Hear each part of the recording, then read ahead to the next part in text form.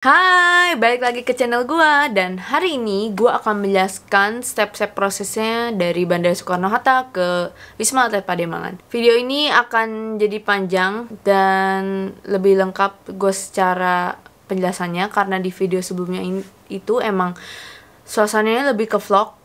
Jadi kayak cuma pingin kasih tahu ke kalian aja bagaimana suasana di Wisma Atlet Pademangannya gitu.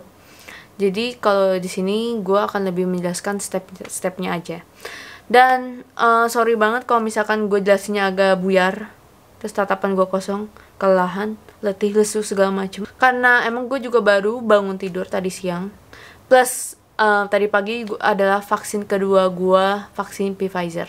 So, maafin gue kalau gue agak aneh. Oke, step pertama, pas kalian turun jalan keluar dari pesawat Bandara Soekarno-Hatta, keluar dari pesawat, kalian bakal lihat tentara TNI-nya bakal begini terus ke arah sini segala macem gitu-gitu, nanti diarahin.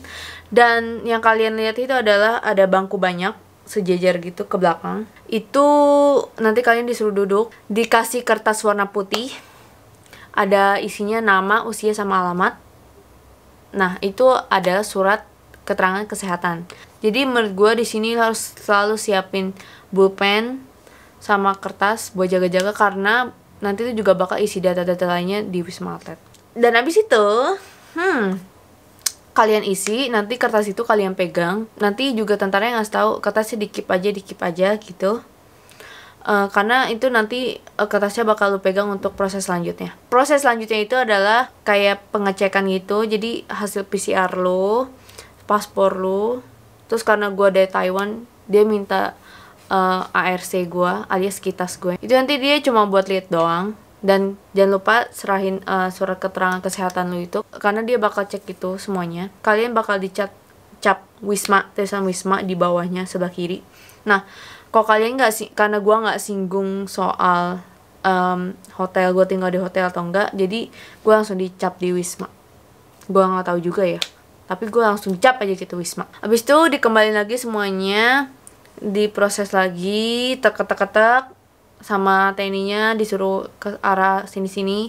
Jadi kita berbaris jalan gitu. Nah, abis itu kita dicek dokumen lagi di imigrasi ya. Nah, itu cek lengkapan dokumen aja, buat dicek paspor cap gitu loh, kayak biasa. Juga paling diceknya paspor sama KTP Indonesia loh. Dan abis itu ya udah kalian lewat dan ambil bagasi bagi kalian yang ada bagasi juga. Dan proses selanjutnya adalah kalian disuruh baris lagi, diarahin lagi sejajar gitu. Kalau misalkan kalian tinggal di hotel, pasti nanti dari pihak hotel kan dijemput ya. Karena gue mau tinggal di Wisma Atlet, jadi gue disuruh antri gitu, baris gitu. Dan nanti tentaranya ngasih tahu kayak gini, ada yang mau ambil cash dulu, ada yang mau KWC dulu, atau segala macem. Udah kelar. Ya udah kita menuju ke bis, jalan ke bis gitu. Nanti koper itu dibantu taruh di bawah gitu. Bawah bis tuh tahu kan, bis yang pariwisata gitu kan, bisa kamu mau ke Cibubur atau ke Bandung gitu. Nah, itu kopernya taruh di bawah, ada supirnya bantuin sama TNI-nya. TNI-nya bantu gak ya, gue lupa. Sebelumnya karena si supir bisnya itu bantu nolong lu buat angkut koper lu ke bagasi bis, jadi lu kasih duit seikhlasnya aja, karena nanti bakal ada donasi gitu satu bis, jadi lu kasih seikhlasnya aja. Ya udah kita naik bis. Disinilah tahap kalian agak stres, karena itu lagi enak-enaknya, maksudnya kan dari penerbangan jauh gitu ya, jadi kepala tuh pusing, capek, letih gitu. Pas lu udah nyampe di Wisma Atlet Pademangan ya, lu disuruh nunggu sekitar 1-2 jam. Nah, disitulah nanti ada orang lalu lalang masuk dari luar untuk nawarin lu kayak makanan atau beli kartu SIM card Indo. Karena begini, ini yang paling penting, lu harus aktifin nomor Indo lu harus beli nomor. Kayak gue nih, jadi sebelum gue ke Taiwan, nomor Indo ada di gue, jadi gue suruh cowok gue suruh aktifin terus, maksudnya kayak isi pulsa, isi apa segala macem lah di nomor Indo ini, karena supaya nanti pas di Indo kita nanti ditanya nomor teleponnya gitu segala macam, jadi agak ribet gitu. Jadi lu harus aktifin nomor Indo. Banyak banget, makanya ada yang orang alang-alang nawarin beli SIM card, tapi ya lebih mahal. Ada yang jual makanan, bakso gitu ya, kalau nggak salah. Itu dikena charge sekitar 25.000. Itu mahal banget, Jir. Jadi ya, kalau menurut gue, lu bisa simpen makanan. Kalau misalkan lu sisa makanan pesawat lu masih ada sisa, lu simpen aja. Kalau nggak, lu sebelum ke Indo lu beli roti aja, taruh di tas biar lu bisa ngemil di bis gitu.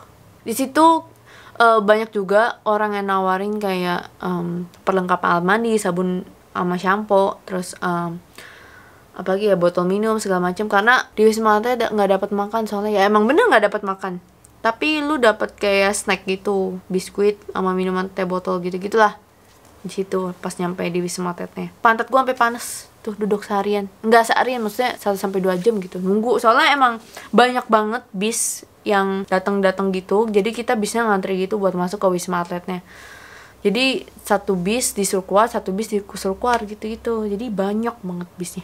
Dan pas kita udah nyampe, kita disuruh turun, bagasi kopernya itu dikeluarin dulu baru kita keluar. Jadi koper itu dikeluarin sama tentaranya gitu. Dan habis itu koper kita tuh dikumpulin di kerumunan gitu, taruh situ. Jadi disemprot disinfektan, dan kita disuruh cuci tangan habis turun dari bis. Dan habis itu ada penyuluhan. Maksudnya kayak kasih tahu peraturan di Wisma Atletnya sama tertarik. Kita disuruh duduk gitu, lu nggak boleh pesen Gojek atau GrabFood, itu dilarang. Terus lu dilarang keluar dari kamar, terus lu bakal stay 8 hari, dan kedatangan lo itu dihitung 1 hari sebenarnya. Makanan dikasih 3 kali sehari. Udah kelar, kita dialihin untuk isi data lagi. Nah, inilah lo harus makanya bawa pulpen. Datanya itu kayak nama, nik, KTP lu, sama umur, sama alamat gitu. Nah, di sini ditulis segala macam bla bla bla. Baru nanti lu disuruh PCR. Sebenarnya sambil nunggu PCR pun kita udah disuruh cari orang. Maksudnya satu ruangan itu 3 orang gitu.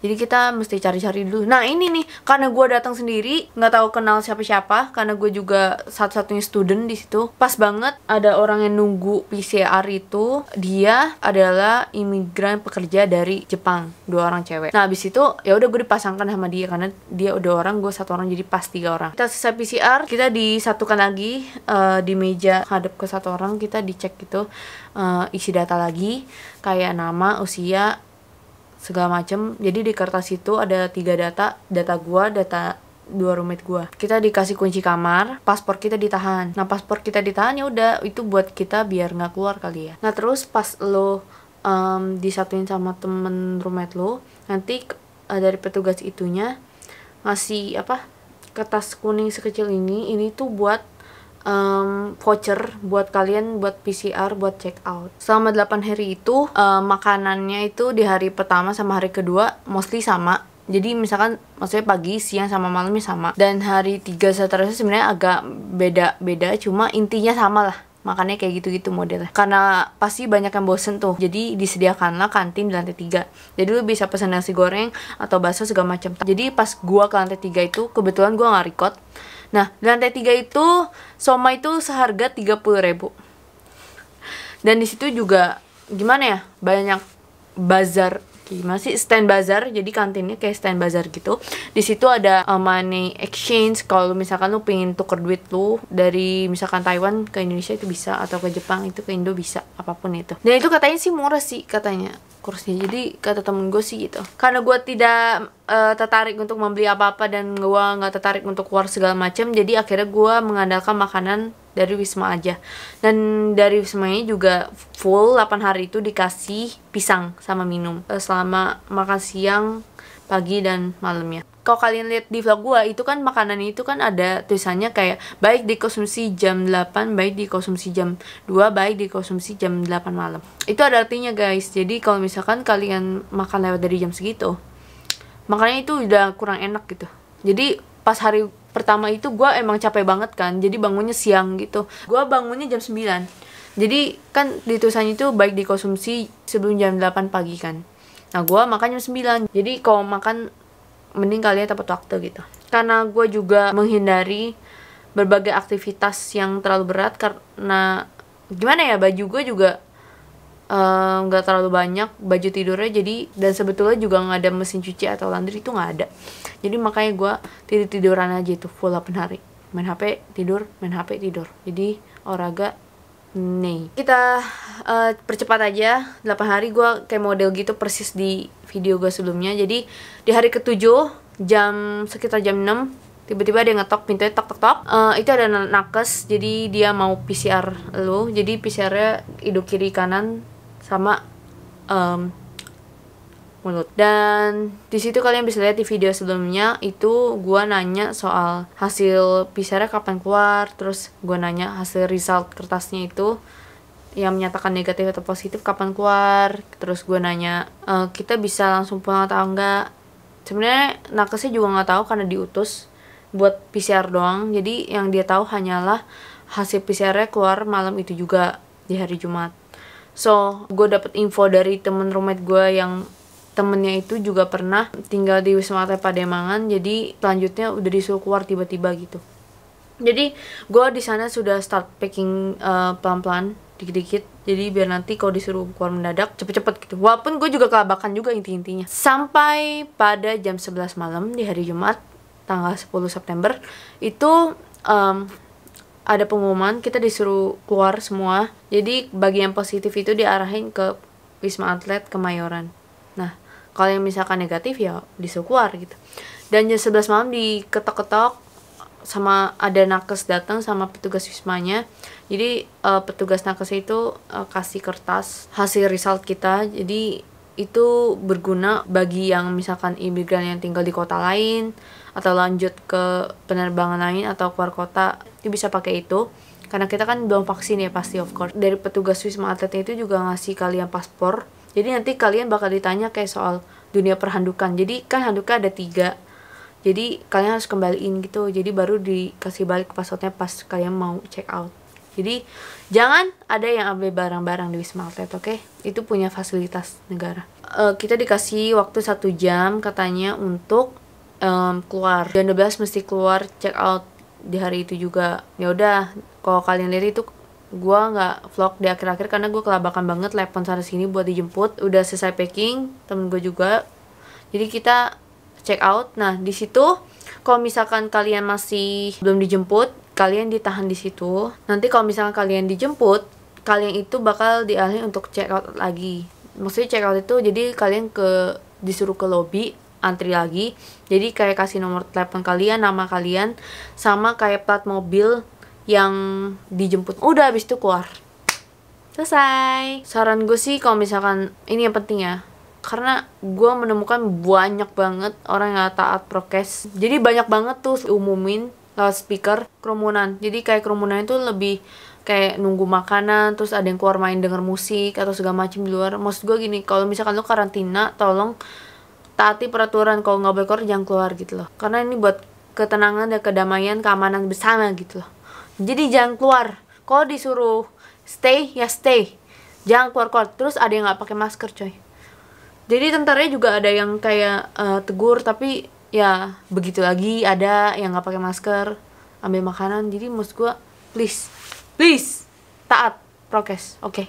Please. Jadi jangan lupa siapin intinya pulpen, kertas, terus dokumen-dokumen itu kalian bawa apa sih? Slip, kayak plastik tempat gitu. Jadi masukkan dokumen ini, jadi itu gampang banget kayak keluarinnya gitu loh. Sebenarnya untuk fasilitas di Wisma Atlet Pademangan itu bagus loh sebenarnya. Jadi ada AC, ada kasur, terus maksudnya benar-benar layak dikasih fasilitas, cuma emang kurang bersih aja gitu. Untuk kita yang huni sebelumnya juga harusnya kita harus jaga fasilitasnya juga sih, karena kan itu kan untuk orang yang maksudnya untuk karantina selanjutnya, jadi jaga baik-baik aja itu fasilitasnya, untuk mereka juga enak gitu. Bagi kalian yang baru mau menjalani karantina, be sane of course, karena harus tetap waras gitu, walaupun 8 hari tidak ngapa-ngapain. Enjoy the moment, walaupun tidak enjoy amat, itu yang namanya karantina. So, begitulah video penjelasannya. Semoga kalian ngerti apa yang gue ngomong, walaupun gue agak beler-beler. See you guys, sampai di video selanjutnya. Bye.